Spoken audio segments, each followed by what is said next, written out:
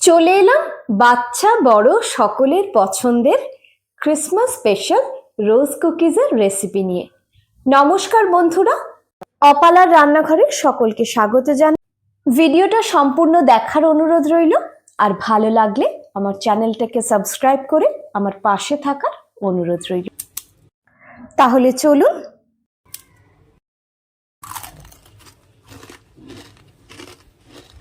রোজ cookies বানানোর জন্য প্রথমেই নিয়ে নিয়েছি 1 কাপ ময়দা, 1/4 কাপ চালের গুঁড়ো, 1/3 কাপ পাউডার্ড সুগার, সামান্য একটু নুন।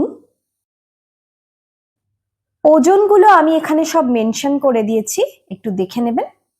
শুকনো উপকরণগুলোকে ভালো করে মিশিয়ে নিলাম। এবার নিয়ে নিয়েছি 1 কাপ দুধ। দুধটা আগে থেকে জাল দেয়া ছিল, এখন রুম টেম্পারেচারে রয়েছে।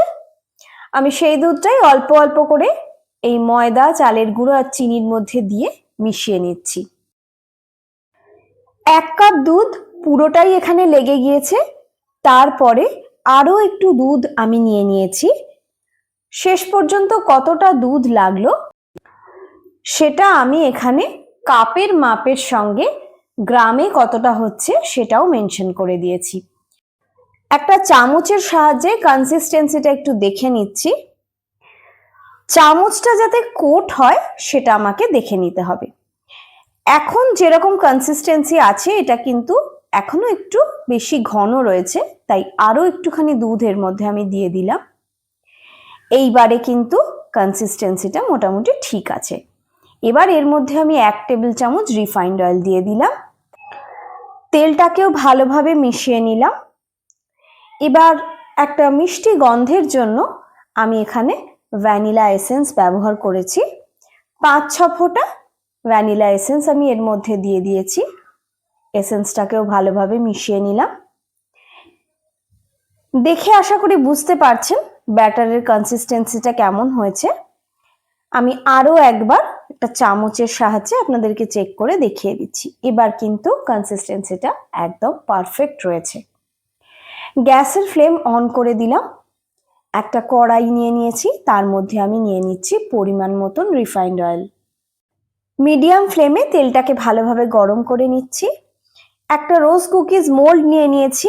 এটা ননস্টিক মোল্ড, আমি অনলাইনে পারচেস করেছি। তেলটা গরম হওয়ার পর 1 চা চামচ গরম তেল নিয়ে এই ব্যাটারের মধ্যে আমি মিশিয়ে দিলাম।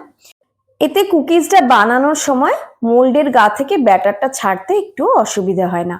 প্রথমেই মোল্ডটাকে আমি গরম তেলের মধ্যে ডুবিয়ে রাখলাম। প্রথমবার কিন্তু ডোবানোর সময় 2-2.5 মিনিট ধরে ডুবিয়ে রাখলাম। তারপর ব্যাটারের মধ্যে মোল্ডের হাফটা ডুবিয়ে 1-2-3 গুণে ব্যাটার থেকে উঠিয়ে এইভাবে আস্তে আস্তে তেলের মধ্যে আমি ছেড়ে দিলাম। বেশি সময় ধরে ব্যাটারে ডুবিয়ে রাখলে কিন্তু কুকিজটা ব্যাটারের মধ্যে ওখানেই ছেড়ে যাবে, তখন কিন্তু আর বানাতে পারবেন না। এইভাবে হালকা বাদামি রং করে ভেজে নিয়ে একটা টিস্যু পেপারের ওপরে আমি রেখে দিলাম। আরো একবার দেখিয়ে দিচ্ছি, দেখুন মোল্ডের অর্ধেকটা ডুবিয়ে এইভাবে তেলের মধ্যে আমি ছেড়ে দিলাম। কুকিজটা তেলের মধ্যে দেওয়ার সময় গ্যাসের ফ্লেমকে লো টু মিডিয়ামে রেখেছি।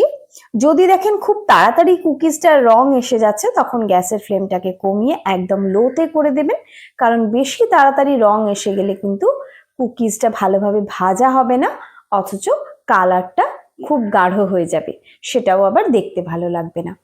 এইভাবে ফ্লেমটাকে অ্যাডজাস্ট করে কখনো লোতে কখনো লো টু মিডিয়ামে রেখে প্রত্যেকটা কুকিজকে একই রকম ভাবে আমি ভেজে নিচ্ছি। যতটা ইনগ্রেডিয়েন্টস আমি ইউজ করেছি সেটা দিয়ে আমার 30-32টা কুকিজ হয়ে গিয়েছিল। কয়েকটা ইম্পর্টেন্ট টিপস: তেলের মধ্যে যখন মোল্ডটা প্রথমবার ডোবাবেন তখন 2 থেকে 2.5 মিনিট ডুবিয়ে রাখবেন। পরবর্তী সময় তেলের মধ্যে যখন মোল্ডটাকে ডোবাবেন তখন 15 থেকে 20 সেকেন্ডের বেশি তেলে ডুবিয়ে রাখবেন না। আর ব্যাটারের মধ্যে ডোবানোর সময় 3 থেকে 4 সেকেন্ডের বেশি ব্যাটারে ডুবিয়ে রাখবেন না।